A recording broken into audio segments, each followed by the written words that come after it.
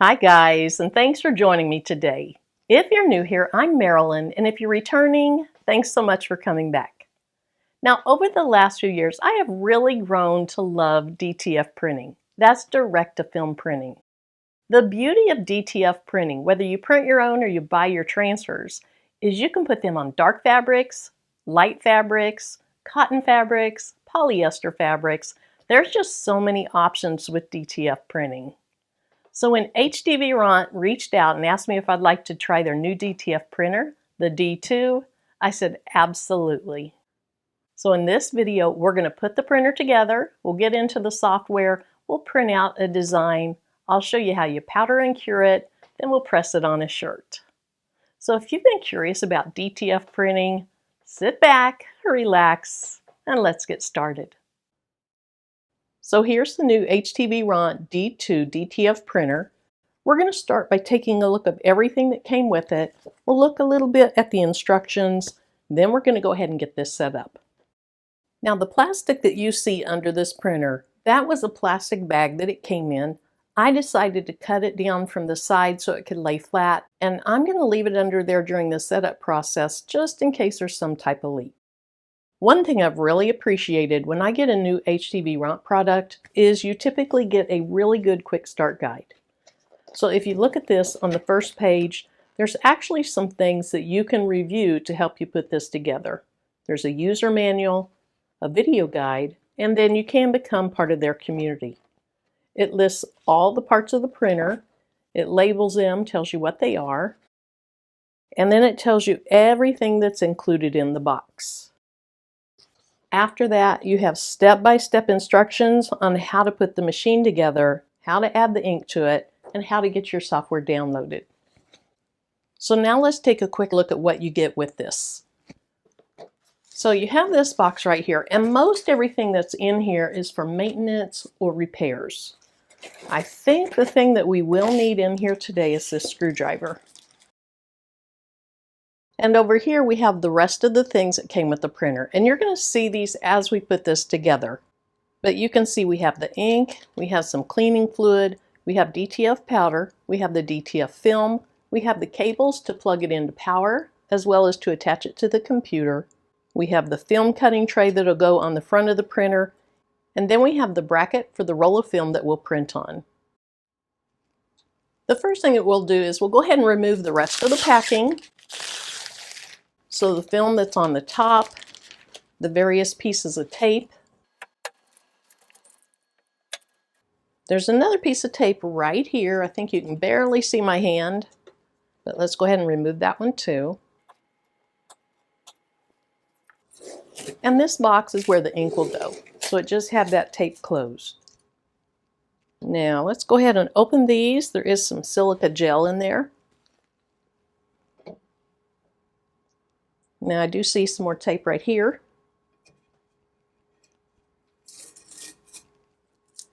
And then right here, this is just something that kept everything stable during shipping. So we'll go ahead and remove that as well. Again, that just kept it all safe and secure while it was in transit. So we'll just use the screwdriver that was supplied and loosen those screws.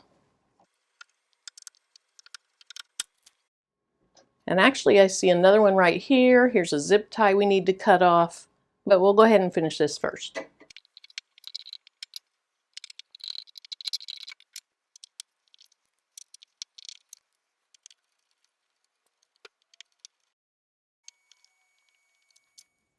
Then before I cut that zip tie off, I can see that I have something right in here, just cardstock or something like that, craft paper. So I'm going to flip the lever up on each of these rollers. And now I can get that out.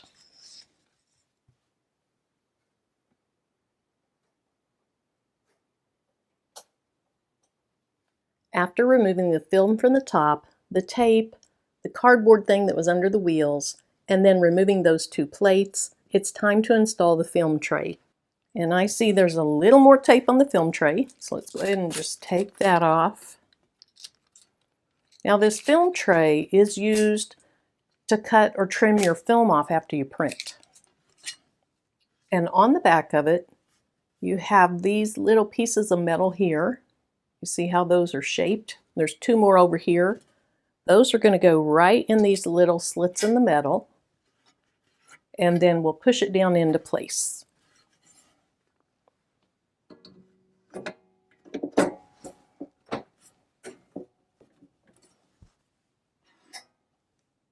So these have little springs on them, and it looks like that might be a magnet. So you press it, it holds in place. To open it, press it again.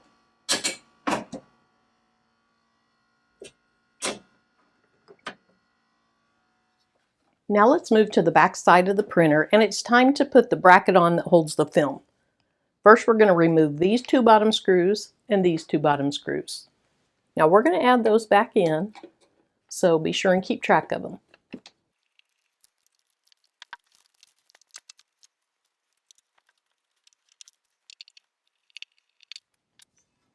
So here's the hardware that's going to hold the film, and it has two holes on each side of the back.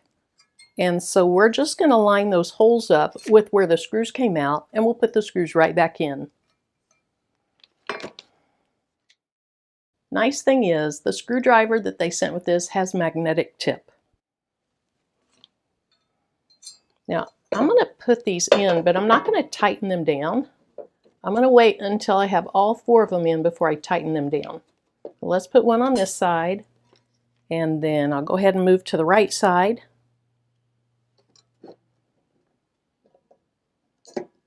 After that, I'll put the bottom screws in, and then we'll tighten them all down.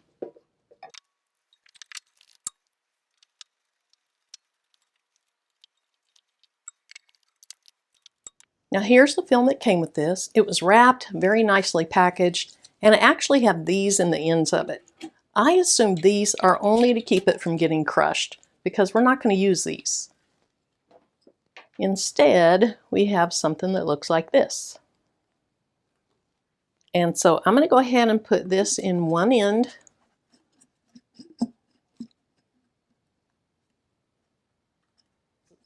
And I actually think I'm going to start at this other end just so my hands don't get in the way. So I have another one here, and we're going to place this rod through it. One end is just like this. The other end is like this. There's also a tightening screw that's going to go in here. So this would have to go to the outside.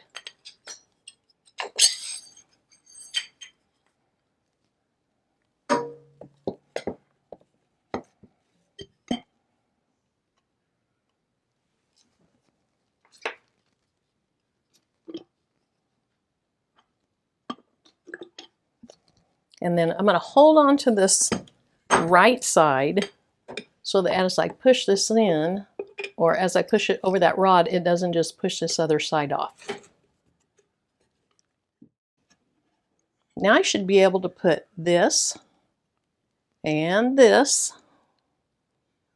See where it's shallower there? There's kind of a divot that goes in. That's going to slide right down here in this black metal piece.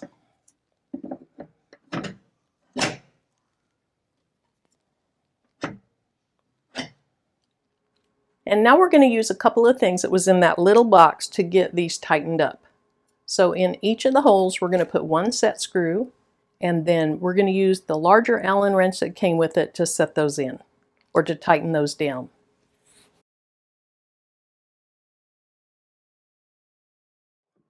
There's a little give in the paper, or the film, but that's nice and tight. Now, there's probably not supposed to be that much give there. Let me loosen this one up.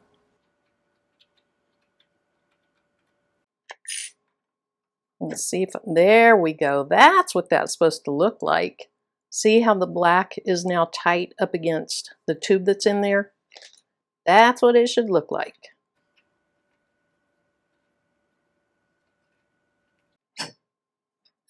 So I'm just going to have to hold it while I tighten this up. Otherwise, it just wants to slide out. Perfect.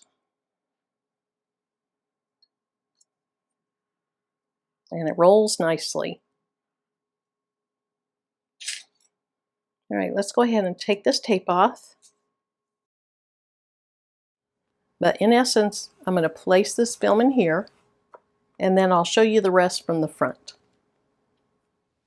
Now remember, we already lifted these levers up, so these wheels aren't super tight. So let's see if we can just get our film to pull through.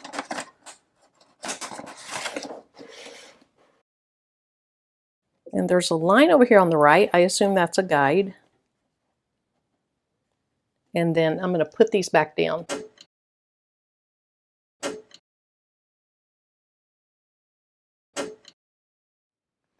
So here we are in the instructions, and the next thing it says is to go ahead and add the ink. Now that seems a little backwards to me. I would prefer to have the software in place first to make sure it's communicating with the machine, but I understand they have some really nice software. It's not your typical DTF software. I'm going to follow these instructions.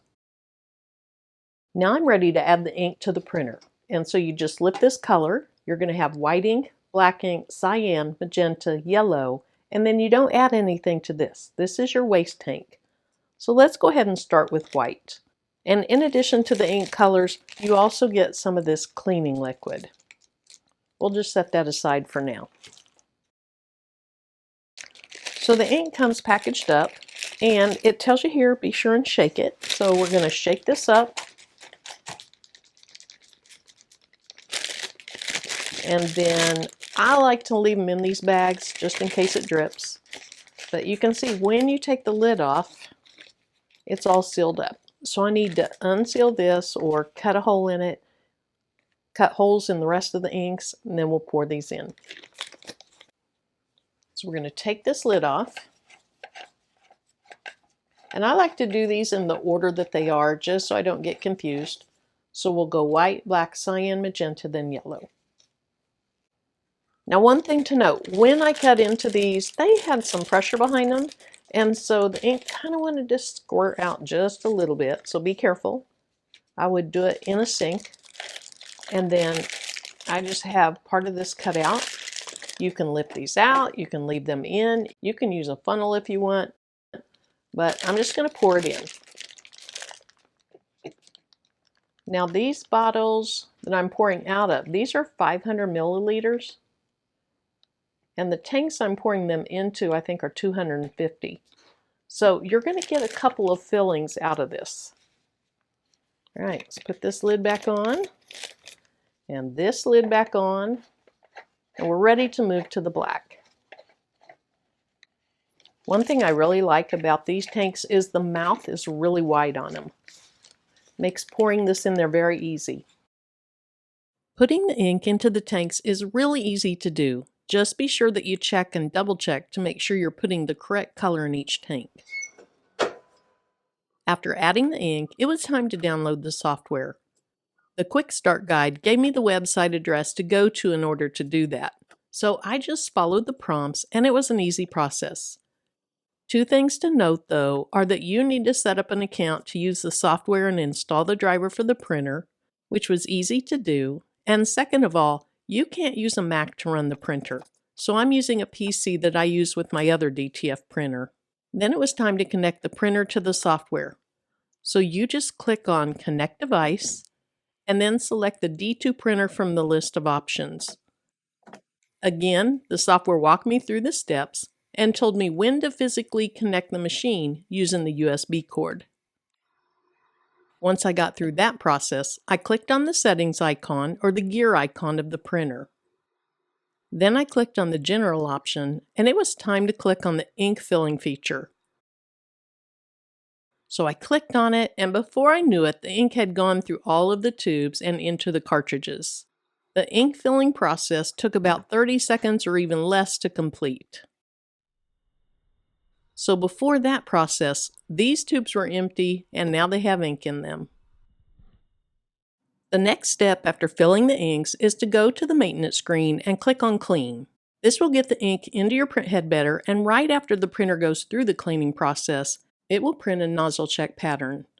If you don't see breaks in the lines, then you're good to move on.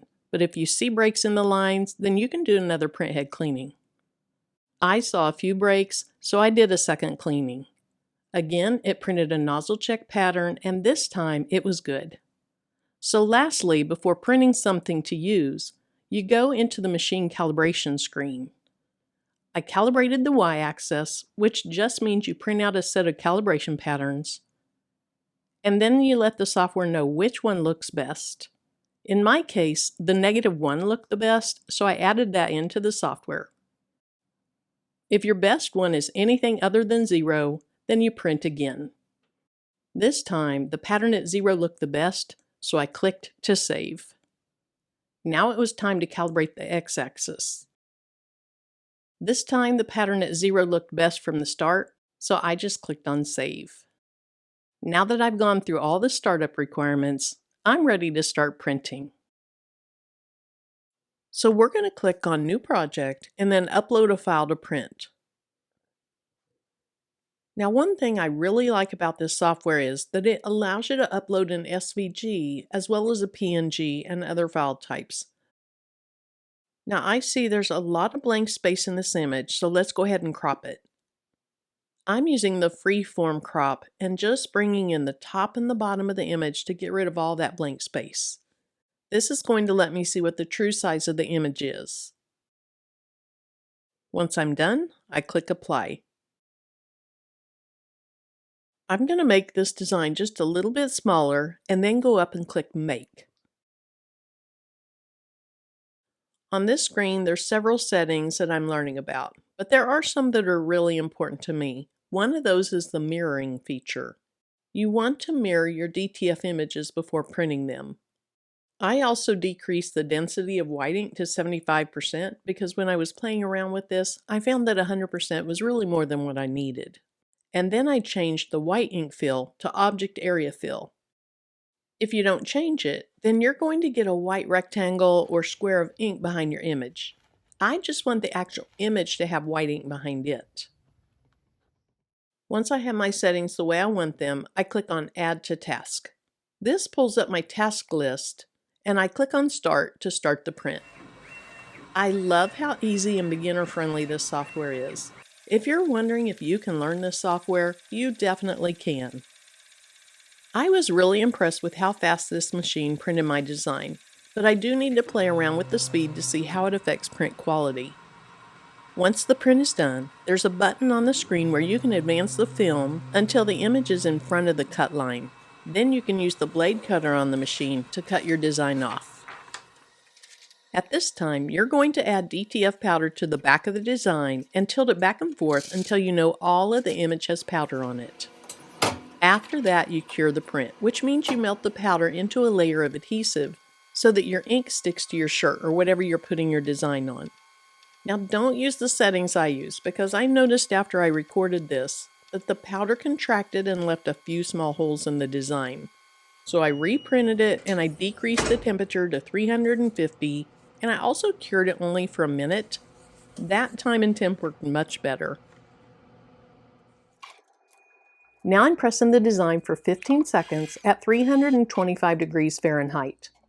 After that, I let it cool down and then I peel the film off. I always do a second press at the same time and temperature with parchment paper to really set the design into the shirt.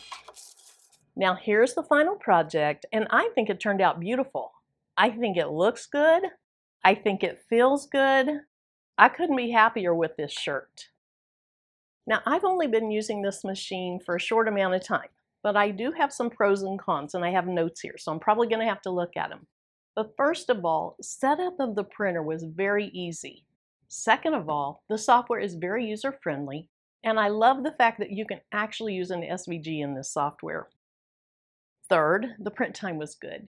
And then fourth, I love that it has the auto stirring and the auto cleaning because that's going to keep maintenance to a minimum.